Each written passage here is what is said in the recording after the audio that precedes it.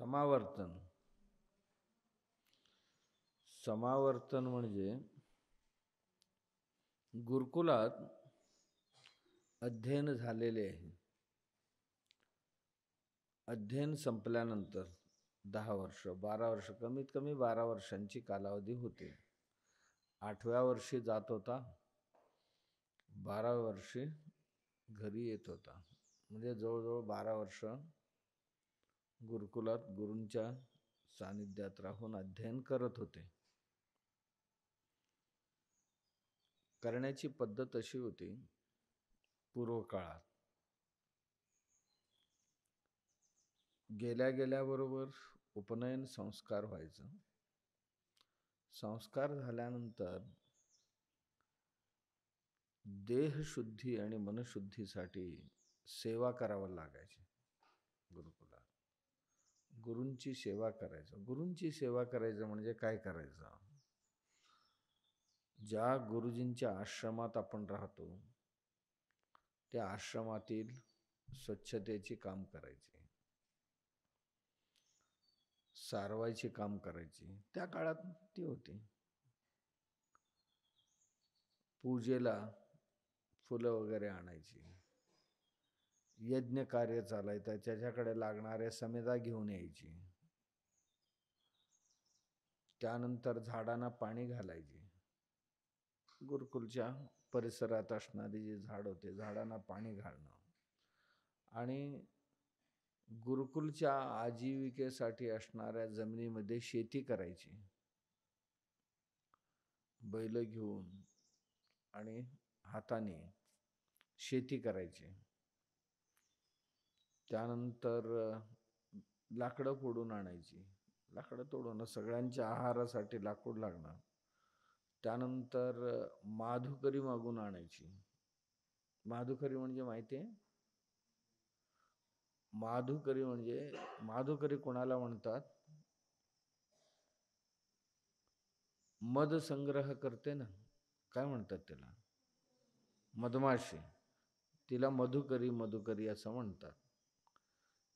मधुकरी सारखेच आपणही जाऊन कोणाच्याही घराला बोज होणार नाही अशा पद्धतीने प्रत्येक घरातनं थोडं अन्न आहार जे देतील त्या गुरुकुलातल्या सर्व सहयोगी लोकांसाठी गावात जाऊन मागून आणणं, याला माधुकरी म्हणत होते. याच्या मागे 2-3 उद्देश होते. एक, विद्यार्थी राजकुमार असो किंवा सामान्य घरातला असो, त्याच्या मनातला अहंकार नष्ट व्हायला पाहिजे. मी मोठा, मी अमुक, मी तमुक हा भाव नष्ट व्हावा. दुसरं, लोकजीवनाचा परिचय व्हावा त्याला. माधुकरीला गेला, कोणाच्या घरात कोण उठतो, कोण झोपतो, कोणाचा मनस्थिती कशी आहे, देणारे काय सगळे सहज देत नाही. कोण काहीतरी बोलतो, कोण काहीतरी करतो. लोकजीवनाचा परिचय व्हावा. तिसरा, कठोर परिश्रम करायला शिकावं. आणि एवढंच नाही की ह्याच्यामध्ये संयम निर्माण व्हावा, हाही हेतू होता. ही मुलगी असो मुलगा असो, जर भिक्षेला गेला की गल्लीतले कोणतरी काहीतरी म्हणतो, असेच सहसा कोणी देत नसतात. ते ऐकून घेण्याची सवय व्हावी. किती प्रकारची लोकजीवन सांगितलं ना तुम्हाला, किती प्रकारची लोक या समाजात असतात ह्याचा परिचय त्याला व्हावा. झालं तर पुढे भावी भविष्यासाठी त्याला सोपं जाईल. याकरता त्याला माधुकरीला पाठवत होते. आणखीन एक सर्वात महत्त्वाचा मुख्य उद्देश, इंद्रिय निग्रह त्याच्यामध्ये यावं. खूप चांगल्या प्रकारचे भक्ष्यभोजन जेव्हा लोक दिलेले असतात, ते खाण्याची इच्छा त्याला वाटेतच बसून खावं असं इच्छा निर्माण होते. त्यावेळी गुरुजींची व्यवस्था अशी असायची की एखाद्या चांगल्या वस्तू आज मुद्दाम माधुकरीमध्ये द्यावं आणि किती दिले त्याने सांगावा, आणि हा किती आणून पोचवलाय स्वयंपाकघरात गुरुजी विचारणार. समजा एक 10 जिलेबी दिली असतील तर 10चे 10 आलेत, की 10 लाडू दिले असतील तर 10चे 10 आलेत, काही एखादा वाटेत बसून खाऊन आला.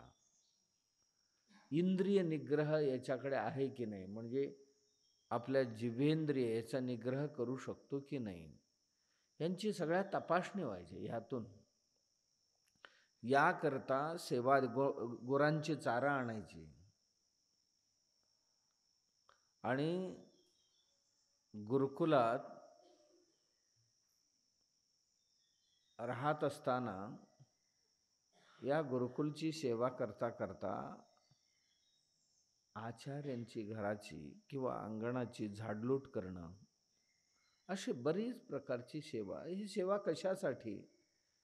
एक तर अहंकार निरसनासाठी, दुसरं माणसांमध्ये विनम्रता यावी यासाठी, तिसरं माणसांचे मन आणि शरीर शुद्ध व्हावं, स्वच्छ व्हावं, हा त्यामागील हेतू होता.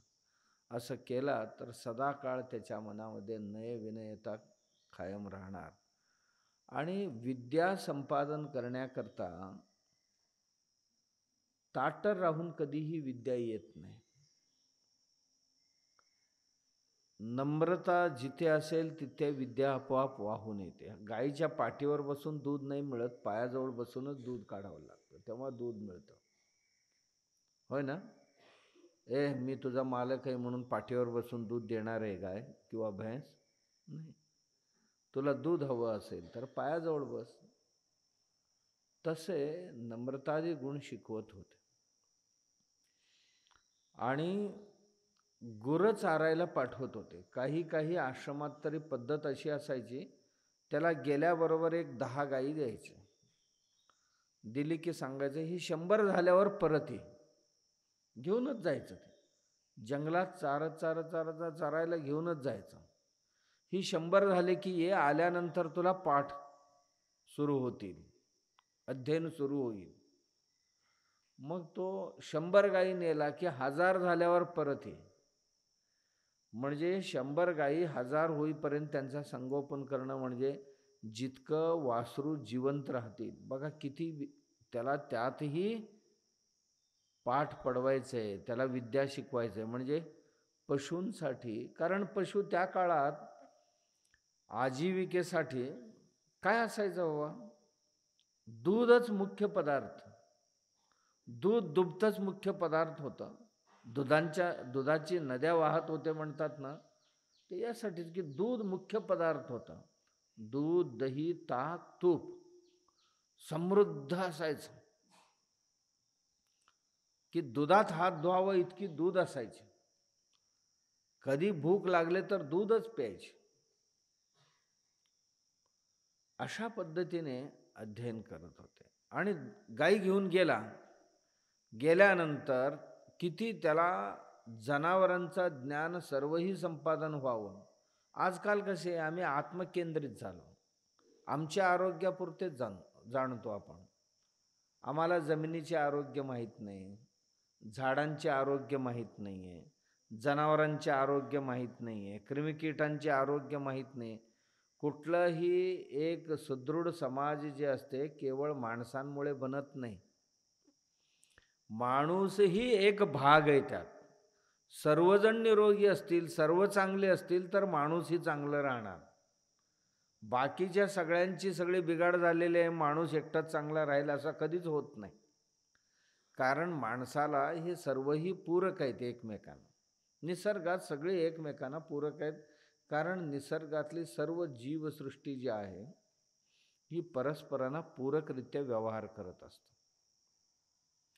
म्हणून विद्यार्थी जो आहे त्याचा संबंध या निसर्गाशी सुंदर पद्धतीने निर्माण व्हावा हा हेतू असायचा. आणि त्याच्यासाठी त्याला म्हणायचे ही 100 गाई घेऊन जा, 1000 झाल्यावर परत ये. म्हणजे त्यांनी काय करायला पाहिजे? चांगलं खाऊ पिऊ घालायला पाहिजे, लवकरात लवकर हे दष्टपुष्ट व्हायला पाहिजे. दष्टपुष्ट झाले तर ते लवकर हीटला येतील, माझावर येतील, आणि माझ भरवलं लवकर वासरू होतील.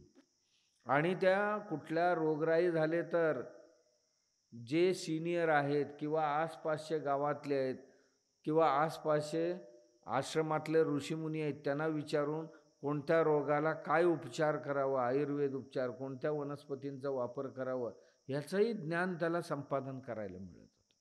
आणि जेव्हा गायी घेऊन तो चरायला जायचा त्याला भूगोलाचा परिचय होत होता, की याला डोंगर, कुठलं डोंगर म्हणतात, कुठल्या नद्या म्हणतात, हा गाव कुठला, राजा कोण राहतो, इथे प्रसिद्ध ऋषीमुनी कोण राहतात, ज्ञानी लोक कोण.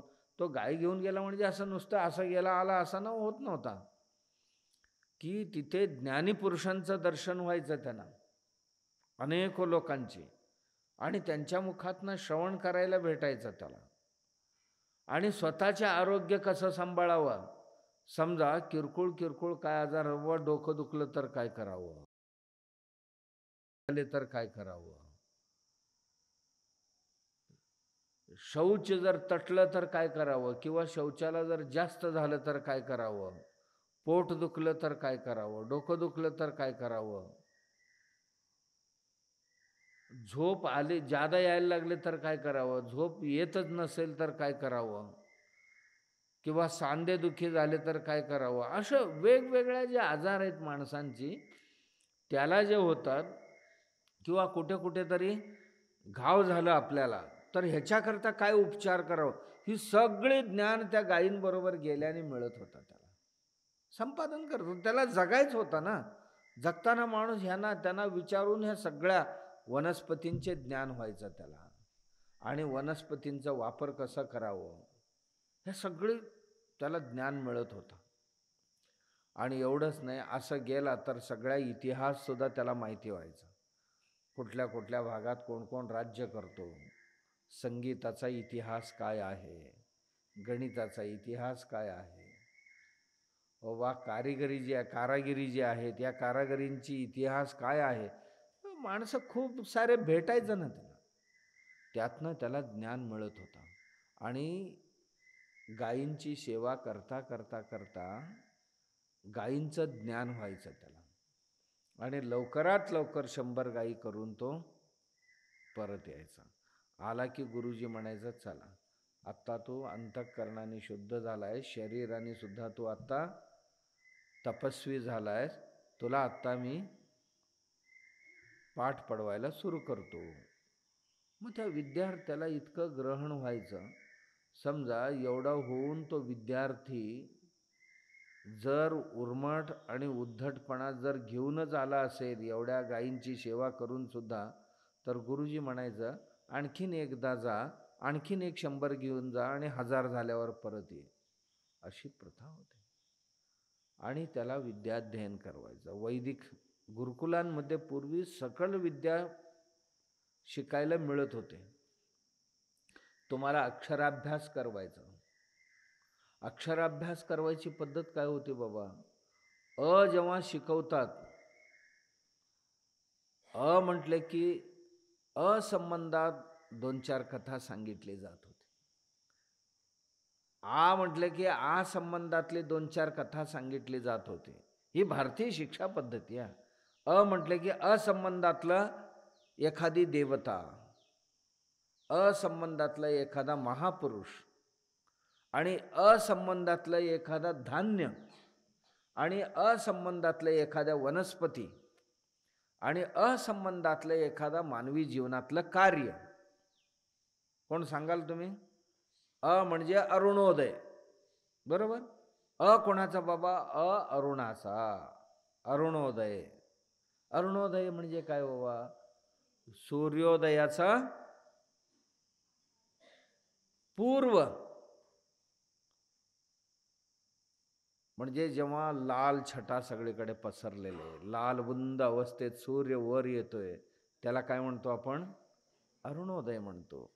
म्हणजे ह्याची त्याला ज्ञान व्हावं, अक्षर सांगतानाच या निसर्गाचं ज्ञान व्हावं त्याला. म्हटले की अरुणी ऋषी. मग अरुणी ऋषी कोण होते? त्या ऋषींची कथा शिकवायची, जीवनचरित्र शिकवायचं. म्हटले की अन्न म्हटलं जायचं. म्हणजे अन्नाचा अन्नाचा म्हटले की अन्न पदार्थ कोणते कोणते, मग त्यात धान्य कोणते, कडधान्य कोणते, आणि मग त्या अन्नपदार्थांमध्ये भाज्या येतात, त्या अन्नपदार्थांमध्ये फळं येतात, ह्याचं सर्व ज्ञान त्या अमधनं शिकवलं जात होतं. शिकवण्याचं तंत्र कळलं तुम्हाला. गुरुकुलांमध्ये मुळाक्षर शिकवण्याचं तंत्र हे अमधूनच एखादा चरित्र पुरुषांची कथा सांगायचा, इतिहासातली कथा सांगायचा. अशा पद्धतीने म्हटले की असं 1 वर्ष मुळाक्षर शिकायला जात होतं. एक एक अक्षरांचं. बघ, अ आ इ ई हे स्वर किती आहेत आपल्याकडे? 12. 14 संस्कृतमध्ये आहेत, मराठीत कधी कधी त्याला 12 म्हणतात. अ आ इ ई उ ऊ ये ऐ ओ औ अम आहा असं ना. मग संस्कृतमध्ये लृ लृ एक येतं. काही स्वर संस्कृतमध्ये वाढतात. ए ए ऐ ओ ओ औ. ओ मध्ये सुद्धा 2 येतात. तर ही झाली. आणि व्यंजन किती आहेत बाबा? 26. वर्गीय किती आहेत? क च ट त प लक्षात ठेवायचं. क वर्ग, च वर्ग, ट वर्ग, त वर्ग, प वर्ग. क ख ग घ ङ यांना काय म्हणतो आपण? क वर्ग. च छ झ झ य ज वर्ग. ट ठ ड ढ ण ट वर्ग. त थ द ध न त वर्ग. प फ ब भ म प वर्ग. संक्षिप्तात लक्षात ठेवायचं असेल तर काय करायचं? जे पहिली अक्षर आहेत ना सगळ्यांची, क च ट त प. शेवटच्या लक्षात ठेवायचं असेल अनुनासिके, ङ याण न म असं लक्षात ठेवायचं. ही झाली वर्गीय व्यंजन. ही वर्गीय व्यंजन सुद्धा शिकवताना क म्हणजे काय बाबा? क म्हणजे क ला 5 कथा सांगायची. ही हिंदू शिक्षा पद्धती, भारतीय शिक्षा पद्धती.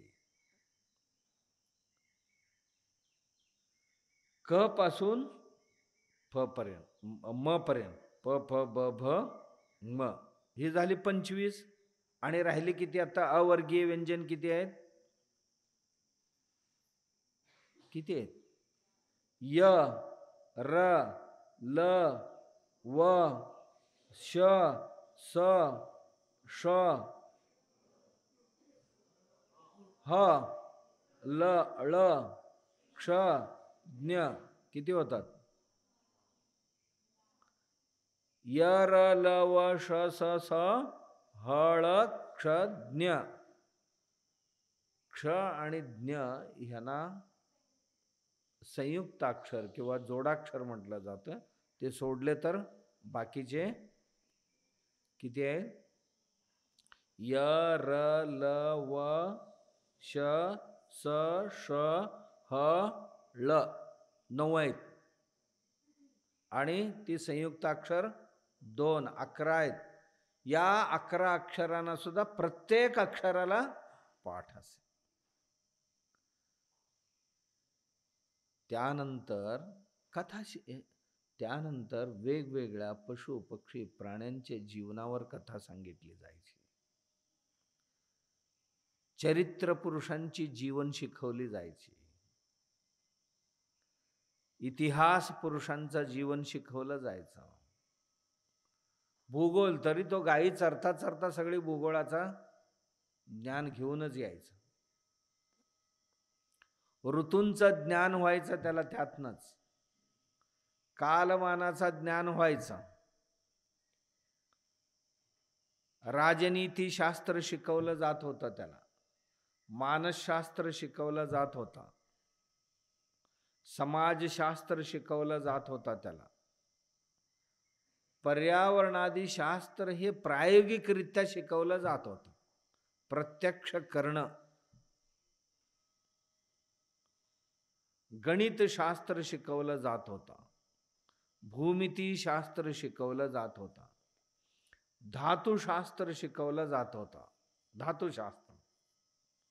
धातुशास्त्र शिकवलं जात होतं. त्यानंतर वेगवेगळ्या धातू कसे त्यांचा गाळणी पहिलं, त्याच्यानंतर मूळ धातू, धातूनंतर त्याचा उपपदार्थ कसं बनवलं जावं. मी सांगितलं ना तुम्हाला, लोखंड जर एक धातू असेल तर लोखंडाची प्रकार त्या काळात गुरुकुलांमध्ये 350 प्रकारची लोखंड बनवायला शिकवत होते. जसं आज आपण बघतो ना, स्टीअरिंगसाठी वेगळी लोखंड लागते, बेरिंगसाठी वेगळं लोखंड लागते. आयुष्यभर फिरलं तरी कधी झीज येत नाही त्या बेरिंगमध्ये. काय येत नाही बाबा? ते बेरिंगची सिस्टम वेगळी, त्याला बनवायची पद्धत वेगळी. लोखंडच आहे ते, परंतु प्रक्रिया वेगळी आहे. कधीही जंग पकडत नाही. दिल्लीत कधी बनवले ते स्तंभ माहिती आहे? कुठला? आज कुतुब मिनार म्हणतात त्याला. हजारो वर्ष झाले, आजही जंग चढलेले नाहीये. शिकवत होते असं. रंग बनवायला शिकवत होते, कागद बनवायला शिकवत होते, कापड बनवायला शिकवत होते, मडकं बनवायला शिकवत होते, लाकडी सामान बनवायला शिकवत होते, कुठीर बनवायला शिकवत होते, घरं बनवायला शिकवत होते. त्यानंतर मोठमोठाली भवन बनवायला शिकवलं जात होतं. काय येत नाही असं नाही, सगळ्या विद्या कला हे गुरुकुलामध्ये, एक गुरुकुलामध्ये 60 ब्रँचेस होते वेगवेगळ्या विद्यांचे. आमच्या ज्या विद्यापीठ किंवा विद्यापीठांच्याही आधी गुरुकुलं होते. इसवी सनच्या आसपासला विद्यापीठात कन्वर्जन झालं. विद्यापीठ नालंदा, तक्षशिला, विक्रमशिला, सुलोटगी, सारनाथ, काशी, मथुरा, ह्या ज्या विद्यापीठ आहेत, ह्या विद्यापीठांच्या आधी गुरुकुल पद्धती होती. गुरुकुलामध्ये 60 प्रकारची वेगवेगळी कारिगिरी शिकवलं जात होतं. रसायनशास्त्र शिकवलं जात होतं, भौतशास्त्र शिकवला, आणि त्याबरोबर आयुर्वेदशास्त्र, आरोग्यशास्त्र शिकवलं जात होतं. काय नव्हतं त्या काळात?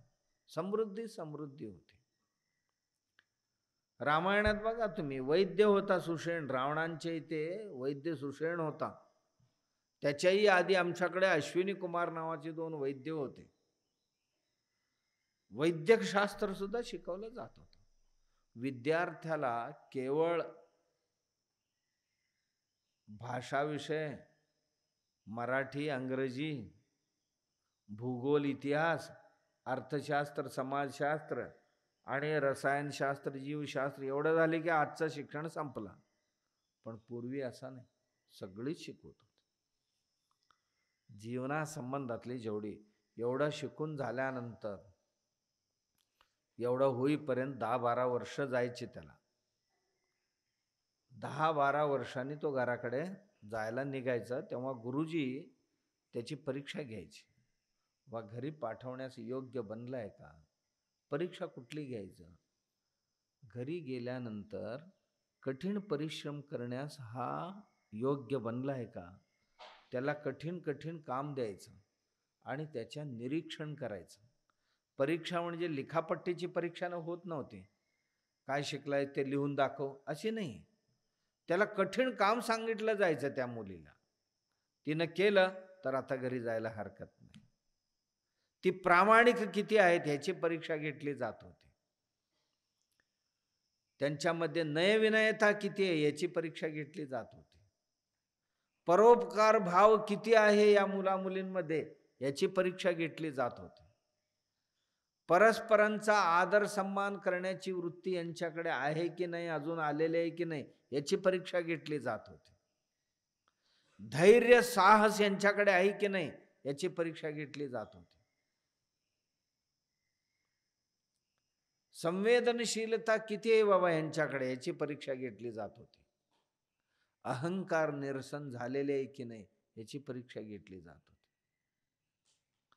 संयम ह्याच्या ठिकाणी आलेले आहे की नाही याची परीक्षा घेतली जात होती. तो नदीतनं आंघोळ करायचा, उद्या निरोप समारंभ आहे. त्याला 5 दिवस आधीच नदी स्नान करून येऊन पूजा अर्चना तो करायला पाहिजे. तो नदीवर स्नान करून वर येताना वाटेत कोणतरी त्याच्या अंगावर कचरा टाकणार. कचरा टाकले की जाऊन तो परत नदीत अंघोळ करून यायचा. 1 झाले, 2 झाले आणि असं तिसऱ्यांदा कोणतरी त्याच्यावर थुंकला. काय झालं की पुन्हा जायचं, अंघोळ करून यायचं. आणि जर तो संयम सोडून, का रे काय मस्ती आले काय, 3 वेळ झाले माझ्या अंगावर कचरा टाकतोय, बघून घेईन तुला, असं म्हटला की गुरुजी म्हणायचं अजून घरी जाण्यास पात्र बनलेले नाही, अजून 1 वर्ष राहतो. एखाद्या रस्त्यावर असं जात असताना नदीवरनं स्नान करून येतो. अरुंद रस्ता असायचा, रस्त्यावर काठे पसरायचे. मग एक विद्यार्थी असा बाजूने रस्ता करून यायचा. एक विद्यार्थी आहे त्या काठ्यावर मोठा दगड टाकायचा, त्याच्यावर पाऊल टाकून ओलांडून यायचा. मग एखादा काय करायचा, जे मोठा काठ्याची सरी असेल ते उचलायचं, बाजूला टाकायचं आणि चालत जायचं. आणि चौथा एक काय करायचं, नाही बाबा हे आमच्यासाठी ठीक झालं, कोण म्हातारे कोतारे आले तर, लहान मुलं आले तर काय होणार, म्हणून सगळे काढून ठेवून आणि झाडून काढून रस्ता निष्कंटक करून गेला तर गुरुजी म्हणायचं घरी जायला 4 पैकी 1च पात्र आहे आता. अशी परीक्षा होत होती पूर्वीची. ही परीक्षा घेण्याची पद्धत. वा त्याच्यामध्ये इंद्रिय निग्रह आलेले आहे की नाही याची परीक्षा घेतली जात होती. मग एवढं झाल्यानंतर निरोप समारंभ त्या आयोजित केला जायचा. म्हणजे जी विधी आहे ना, कुठली विधी आहे, कुठला संस्कार आहे, समावर्तन. समावर्तन म्हणजे निरोप समारंभ. समावर्तन म्हणजे निरोप समारंभ. आणि त्या समारंभात गुरुजी त्याला प्रतिज्ञा बोध करायचे. बाबा आता तू इथे राहिलास 12 वर्ष, आता घराकडे जाणार आहात तुम्ही. मग घरी गेल्यानंतर काय करावं याचा प्रतिज्ञाबोध करत होते. काय प्रतिज्ञा करवायची, आयुष्यभर सत्यम वध धर्मम चर. आयुष्यभर तुम्ही सत्य बोलायला पाहिजे आणि धर्माचरण. आचार परमो धर्म, आचार परम तप. आचार म्हणजे सर्व सिद्धींचे मूळ आहे बाबा. आचार सोडायचा नाही. आचारच धर्म आहे, सदाचारच आपला धर्म आहे. सत्यम वध, आयुष्यभर मी सत्य बोलत राहीन. आणि गुरुजी हेही सांगायचं, तू खरोखरच सुशिक्षित झाला असशील तर काय करायचं, आई वडील पंचमहायज्ञ घरात नित्यनेमाने करत जायचा, तो कधीही चुकवायचा नाही. कुठले बाबा पंचमहायज्ञ, देवयज्ञ, मातृपितृयज्ञ, ऋषीयज्ञ, भूतयज्ञ, मनुष्ययज्ञ. लक्षात ठेवायचं. भारतात हिंदू कुणाला म्हणावं, हे 5 महायज्ञ रोज दैनंदिन जीवनात जो आचरण करतो त्याला हिंदू म्हणतात. आमचा ज्ञानाचा मूळ पायाच आहे. समजलं? पंचयज्ञ लक्षात राहतील, प्रत्येक हिंदूंनी लक्षात ठेवावं, किंवा भारतात जन्माला आलेल्या प्रत्येकाने हे लक्षात ठेवावं. पहिलं कुठलं, देवयज्ञ. देवयज्ञ म्हणजे ज्या देवाने हे सर्वही आमच्यासाठी दिलेले त्या देवासंबंधात कृतज्ञता भाव असावा. जमेल की नाही जमेल, ये तुला बघतो असं काय म्हणायचंय, देवाला काय चॅलेंज करायचंय नाही. पाणी कुणी दिली देवाने, अन्न कुणी दिली देवाने, हवा कुणी दिली देवाने, उजेड कुणी दिली देवाने, हे मुक्त अवकाश आकाश कुणी दिले देवाने. मग देवाप्रती आमच्या मनात कृतज्ञता भाव असायला पाहिजे की नसायला पाहिजे? असायला पाहिजे ना. का कधी बिल पाठवलाय का तुम्हाला, हे एवढा उन्हाचा तू प्रकाशाचा एवढा एवढा वापर केलाय, त्याचे बिल एवढं द्या, असं कधी? अरे समुद्रातलं पाणी तापून ढग बनवून आणून आमच्या गावात टाकला आम्हाला पिण्याकरताही पाणी झाले, शेती करताही पाणी झाले. काय बिल आले का? घरात बाबा ग्रामपंचायतीच्या नळातनं पाणी आले तर बिल येते. देवाने कधी बिल मागितले नाही. दवाखान्यात तुम्ही ऑक्सिजन जर लावले तर तासाला 500 रुपये, 250 रुपये, 500 रुपये घेतात एक तासाला. आयुष्यभर लागणारी प्राणवायू फुकट दिला, कधी बिल पाठवलंय नाही. अरे त्याच्याकरता एक धन्यवाद तरी देवाला द्यायला पाहिजे ना. कधी द्यावं? सकाळी उठल्याबरोबर देवा तुमची कृपा असावी आमच्यावर, एवढं सर्व दिलंय त्याकरता मी कृतज्ञ आहे तुम्हाला. एवढं म्हटलं तर काय जाणार? धन्यवाद म्हणायला काय पैसे लागणार आहे? रात्री झोपताना एकदा तुमच्या कृपेने दिवस चांगला झाला, देवा रात्रही एवढं चांगलं जाऊ द्या, एवढी प्रार्थना करायला काय पैसे? याला देवयज्ञ म्हणतात. यज्ञ म्हणजे असं यज्ञकुंडासमोरच बसून करावं असं नाही आहे. कृतज्ञता भाव प्रकट करणं हे यज्ञ. देवयज्ञ. दुसरं कुठलं? मातृपितृयज्ञ. ज्यांनी हे जग दाखवले आम्हाला, त्यांच्या बाबतीत कृतज्ञता भाव मनात असावं की नसावं? ज्यांनी ही सृष्टी, जर त्यांनी जन्माला घातली नसती, लहानाची मोठी केली नसती, तर आम्ही हे जग पाहिलं असतं का? म्हणून त्या देवाप्रती, आईवडिलांप्रती आम्हाला कृतज्ञता भाव असावा. कधीही त्यांचा जो उपकार आहे तो कधीही विसरायचा नाही. आणि त्या उपकाराचा प्रत्युपकार भाव आमच्या मनात शेवटच्या श्वासापर्यंत असायला पाहिजे. कोणाच्या शेवटच्या श्वासापर्यंत? आईवडिलांचा की आपला? आईवडिलांचा श्वास जिथपर्यंत असेल तिथपर्यंत असेल, पण आमचा शरीरात श्वास असेपर्यंत या आईवडिलांना कृतज्ञ राहणं, प्रत्युपकार भाव संपन्न होऊन राहणं, ही मातृपितृ यज्ञ आहे. काय पैसे लागतात त्याला? त्यांच्या प्रती उपकार भावाचा स्मरण करणं हे मातृपितृ यज्ञ. तिसरं कुठलं? ऋषी यज्ञ. ऋषी यज्ञ म्हणजे हजारो वर्षापासून पूर्वीचा जो ज्ञान आहे, गुरु शिष्य परंपरेने एकमेकांना शिकवत आलेत. आज गुरुजी आम्हाला ते ज्ञान शिकवतायत. ही ज्ञान परंपरेने तिथनं आणून इथपर्यंत आणून आम्हाला शिकवणाऱ्या गुरूंच्या प्रती कृतज्ञता भाव असायला पाहिजे की नाही? गुरुजींच्या प्रती आमच्या मनात भाव, कृतज्ञता भाव असायला पाहिजे, त्यांची सेवादी करायला पाहिजे. हे ऋषी यज्ञ. ऋषी म्हणजे गुरु. ऋषी यज्ञ. चौथं भूत यज्ञ. भूत म्हणजे जीवसृष्टी. भूत म्हणजे जीव. भूत म्हणजे पिशाच नव्हे, भूत म्हणजे जीव. कुठलाही जीव. बघा, आम्ही जगण्याकरता केवळ आम्हीच जगतो आहोत का?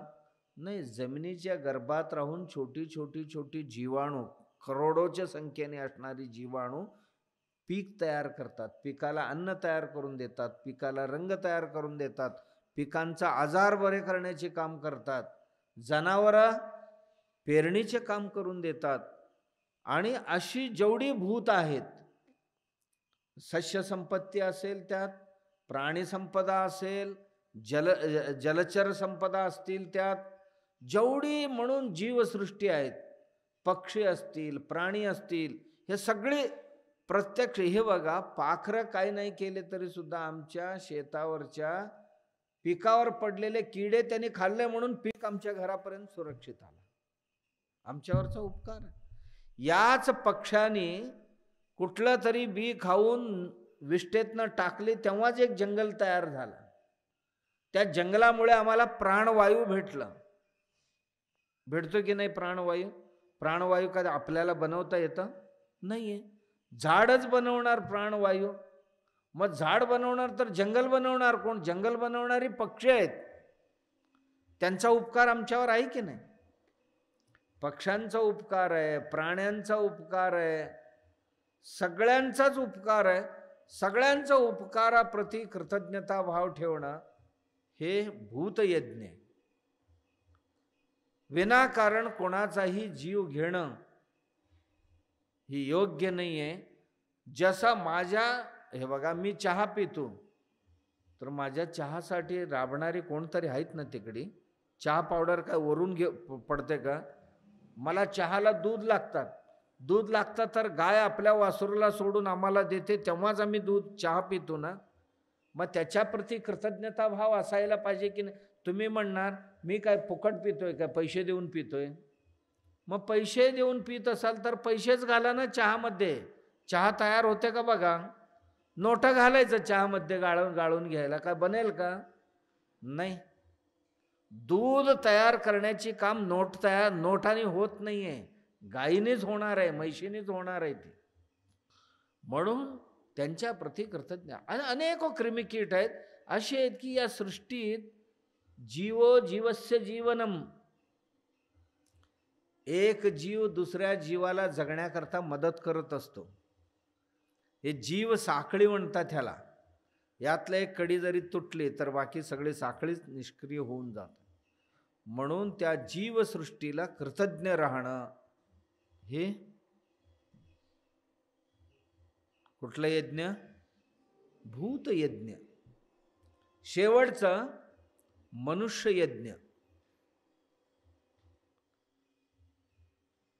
या जगात मनुष्य एक प्राणी असा आहे, त्यांचा खूप मोठं नातं आहे, माणसांची नातं आहे. मनुष्य जाती म्हणून या जगात वावरत असताना एकमेकांना खूप काय सहाय्य होत असतो, प्रत्यक्ष आणि अप्रत्यक्षरित्या. मी एक पुस्तक वाचतो तर मला पुस्तक बनवणारा कोणतरी प्रेसमध्ये बसलेले. मी एक पेनाने लिहितो तर पेन बनवणारा कुठेतरी बसलेले. मी कपडे नेसतो तर कपडे बनवणारा कुठेतरी आहे. मी ब्रेड खातो तर कोणतरी बेकरीवाला कुठेतरी आहे. आहेत की नाही? सगळे काय पैशाने होत नाही. पैसा एक माध्यम आहे, पण ही मूळ वस्तू बनवून एकमेकांना देण्याची काम करतात. म्हणून त्यांच्याप्रती, मनुष्याप्रती माणसांची कृतज्ञता भाव म्हणजे मनुष्ययज्ञ. माणसाने माणसाशी माणसासम वागणे याला म्हणतात मनुष्ययज्ञ. काय चुकीचे, काय फार पुराण आणि काय झिजलेले, अमुक झालेले तमुक झालेले असं म्हणतात, असं काय आहे का? नाहीये. आजही त्याची गरज आहे, आजही गरज आहे त्याचं. हे पंचमहायज्ञ नित्य नेमाने करत जा असं घरी जाताना गुरुजी उपदेश करतात. व ह्या 5 लोकांच्या प्रती तुझ्या मनात कृतज्ञता भाव आणि प्रत्युपकार भाव, त्यांची उपकार तुझ्यावर आहे आणि त्याच्या प्रती तू पण त्यांच्यावर प्रत्युपकार कर. गुरुजी घरी जाताना आज काय सांगतात का असं कोण? आजच्या शाळेत असला उपदेश कधी केलेले ऐकलाय तुम्ही? आजच्या शाळेत एवढं सांगितलं जातं, ही पॅकेज मिळेल, ती पॅकेज मिळेल, परीक्षा अशी लिहा म्हणजे जादा मार्क मिळतील, अभ्यास असा करा म्हणजे. हे सगळे जादा मार्क मिळवायचं झाले, माणसासारखं कधी वागणार तो? मार्क जरूर मिळवायला पाहिजे. मार्क काय सर्व उपरी आहे का, सर्वोपरी आहे का? नाही आहे.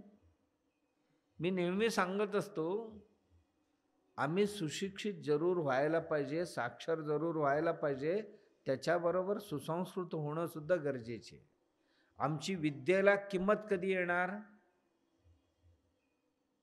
अरे दरोडखोर बनल्याने किंमत येणार आहे का? आम्ही काय बनायला निघालो? सगळे दरोडखोरच बनायला निघालो ना. खूप शिकला म्हणजे खूप शोषण करणं, हो ना. एक मोठा डॉक्टर झालो म्हणजे काय केला? सगळ्यांची खिशे कापायची धंदा शिकलो ना. का दया, करुणा, मानवीयता सगळी विसरून जावं त्यात. एखाद्या गरीब आला तर त्याच्याकडे बघायला नको, निर्धन माणूस आला तर त्याच्याकडे बघायला नको थोडासा. हा असेल त्याच्याकडनं जरूर घ्या. म्हणून पूर्व काळात शिक्षणासाठी 1 रुपया खर्च करावा लागत नव्हता. का? खर्च केला की हा माणूस पुन्हा वसूल करणार कोणाकडनं, त्यातून शोषण होणार. म्हणून मोफत शिक्षण असायचं गुरुकुळात. राजांच्या मुलालाही तीच शिक्षण आणि गावातल्या मजुराच्या मुलालाही तीच शिक्षण मिळत होते. आजही गरज आहे देशाला, सरकार हे तांदूळ दे, कपडा दे, ह्याच्यापेक्षा चांगलं शिक्षण द्यायला पाहिजे आणि सगळ्यांना मोफत शिक्षण द्यायला पाहिजे आणि पाहिजे ती शिक्षण दिली पाहिजे. बस, बाकीच्या काय नाही दिले तरी चालेल, माणसं सगळे करून घेतील. सांगण्याचं तात्पर्य, गुरुकुलामध्ये हे सर्व शिकून घरी जाताना त्याला परीक्षा कुठल्या कुठल्या गोष्टींची सांगितलं आणि त्यानंतर प्रतिज्ञाविधी घ्यायची की घरी गेल्यानंतर याचं पालन कर, पंचमहायज्ञांचं पालन करेन, सत्य बोलेन आणि धर्माचरण करेन. याच्यावरूनच हा माणूस ह्या धर्माचा आहे ओळखला जात होता. आज तुम्ही सांगा, एक हिंदू आहे, हिंदूला कसं ओळखावं? काय लिहिले? काय ओळखावं बाबा त्याला? ज्यांच्या जीवनामध्ये ही सत्य, धर्म आणि पंचमहायज्ञ हे आचरणात आहे तर त्याला हिंदू म्हणावं. अन्यथा काय? टिळा लावला, भस्म लावला, काय त्याला हिंदू म्हणावं? एवढं लावावं जरूर, चिन्ह पाहिजे नाही असं नाही आहे, जरूर असावं, पण ते पुरेसे नाही. ते फक्त दाखवण्याकरता, पण असण्याकरता ह्या गोष्टी असावं. एवढं सांगून आणखीन एक गोष्ट सांगत होते. आई वडील गुरु अतिथी यांना देव मानावं तुम्ही. मातृदेवो भव, पितृदेवो भव, अतिथी देवो भव, आचार्य देवो भव. सत्यान्न प्रमदितव्यम, धर्मान्न प्रमदितव्यम. बाबा, सत्य आणि धर्माचा उल्लंघन मी करणार नाही. आई वडील हेच माझे देव आहेत, गुरु माझे देव आहेत, अतिथी माझे देव आहेत. हे आचरण घरी आयुष्यभर करेन. एवढंच नाही, यान्यवद्यानि कर्माणि तानि सेवितव्यानि नो इतराणि. एषः उपदेशः, एषः आदेशः, एतत् अनुशासनम. गुरुजी सांगत होते, निंदनीय कर्म आयुष्यात मी कधीही करणार नाही. निंदनीय म्हणजे कुठले? लज्जास्पद कार्य मी कुठलंही करणार नाही. कोणतरी हे बरोबर नाही, हे चुकीचे केलास असं कोणी म्हणता कामा नये. याला निंदनीय कार्य म्हणतात, अनिंदनीय कार्य म्हणतात. मी अनिंदनीय कार्यच करेन आयुष्यभर. यान्यवद्यानि कर्माणि तानि सेवितव्यानि नो इतराणि. एषः, तुझ्यासाठी माझा हेच उपदेश आहे. उपदेश नव्हे, माझा हे आदेश आहे तुझ्यासाठी, तो पाळलंच पाहिजे घरी गेल्यानंतर. एवढ्या सक्तीने गुरुजी सांगत होते. आणि एवढ्यावर थांबले नाही, एतत् अनुशासनम. बाबा, जीवनभर पाळावयाचा नियम आहे असं समज हे, आणि ह्यात चुकता कामा नये. आणि एवढं सांगून गुरुजी काय म्हणायचं माहिती आहे? गुरुजी किती विनम्र असायचं. ते म्हणायचं, बघा, तू जे काय समजलाय, जे काही शिकलाय, जे काही इथे ग्रहण केलाय, हे माझ्या गुरूंकडून आलेले, मी तुम्हाला दिलेले, माझं काही नाहीये ह्यात. तू जे जाणलाय, जे शिकलाय, घरी गेल्यानंतर त्याचा श्रद्धेने आचरण कर. हे माझं नाहीये, हे परंपरेने आलेले हे ज्ञान मी तुझ्यापर्यंत पोहोचवलेले आहे. आणि तू ही शक्य असेल तर ही ज्ञान पुढच्या पिढीला दे. आणि केवळ उपदेशाने नव्हे, आचरणाने दे. जे जाणलायस तू श्रद्धेने याचं आचरण कर, दाखवण्याकरता करू नको, असं त्याला उपदेश करायचं. आणि मग त्या दिवशी त्याला घराकडे पाठवायचं. याला म्हणतात समावर्तन विधी. कळलं? समावर्तन झालं, विद्यार्थी आता घरी जाणार. म्हणजे संस्कार कशी करत होते, एक एक एक एक अवस्थेत, ज्या ज्या अवस्थेत येईल त्या त्या अवस्थेला त्याला करावयाची संस्कार आहे. ही संस्कार झाल्यानंतर मग पुढचा संस्कारच कुठलं? विवाह संस्कार. तुम्हाला सगळ्यांना माहिती आहे ते, काय सांगायची गरज आहे? रोज 50 लोकांचे लग्न करून येत आहे तुम्ही, होय ना? पण अर्थ मात्र कशाचाही माहित नाही. विवाहामध्ये किती उपविधी आहेत, मुख्य विधी काय आहे, उपविधी काय आहेत माहिती आहेत माहिती, पण ते अर्थपूर्णरित्या आचरण होत नाही, एवढंच. बरोबर? तुम्हाला एक सांगितलं, वधूवर निवड ही एक उपविधी आहे. काय पाहावं आणि काय पाहून लग्न ठरवावं, उपविधी आहे. त्यानंतर साखरपुडा, त्याला निश्चितार्थ म्हणतात. काय म्हणतात त्याला? निश्चितार्थ. ही एक उपविधी आहे विवाहातला. काय म्हणतात? अरेंजमेंट. निश्चितार्थ माहित नाही. साखरपुडा माहिती आहे ना? हां, साखरपुड्यालाच निश्चितार्थ म्हणतात. बरोबर? 2 झाले. आणि त्यानंतर काय होतंय? बाबा निश्चितार्थामध्ये यादी बनतं, याद्या बनतात, आम्ही काय करावं आणि तुम्ही काय करावं, दोन्ही पक्षांची कोणाकोणाची जबाबदारी काय असायला पाहिजे. हे पैसे बिसे मागायची हलकटगिरी कधी करत नव्हते ते. हे हुंडाबिंडा म्हणताय ना तुम्ही, ह्या असली भिकारडे कधी नव्हते बाबा आपल्या देशात. पोरगीकडनं पैसे घेऊन जीवन यापन करणारे हलकट कधी आपल्या देशात जन्माला आलेले नव्हते. उलट मुलीच्या वडिलांना, परवा मी सांगितलं ना, उलट मुलीच्या वडिलांना स्त्रीधन म्हणून देण्याची परंपरा होती. आमच्या देशात एवढी शिकले, शहाणे झाले आणि 10 तोळ्या 20 तोळा आणि गाडी दे, घोडे दे. अरे ही भिकारी आत्ताच त्या पोरीचं मागून खाणार, नंतर काय संसार करणार? करेल का असं वाटतं तुम्हाला? त्या पोरीच्या पैशावर जर ह्याचा जीवन चालणार असेल, हा भिकाऱ्या काय राष्ट्र निर्माण करणार, काय समाज निर्माण करणं करेल असं वाटतंय तुम्हाला? आयुष्यात कधीही किती आमच्या मुलाला एवढा आम्ही खर्च केले शिकायला. मग तुझ्या मुलाला काय पोरगीकडनं वसूल करण्याकरता शिकवला होतास तू? काय भिकारी बनवायला शिकवला होता? नाही. आपल्या मुलाला शिकवलं म्हणजे आम्ही काय उपकार केले थोडी, किंवा आम्ही एवढा शिकवलेले मुलगी देतो. अरे आपली कर्तव्य केली आम्ही. देवघेव व्यवहार होता कामा नये. 2 आत्मा एकत्र यायला पाहिजे, 2 जीव एकत्र यायला पाहिजे. पैसे एकत्र येऊन चालत नाही. पैशाच्या जीवावर लग्न ठरत नाही. यादीमध्ये पैशाचा उल्लेख, देवघेवीचे उल्लेख नाही, कर्तव्याचा उल्लेख असायला पाहिजे. यादी करणं म्हणजे काय?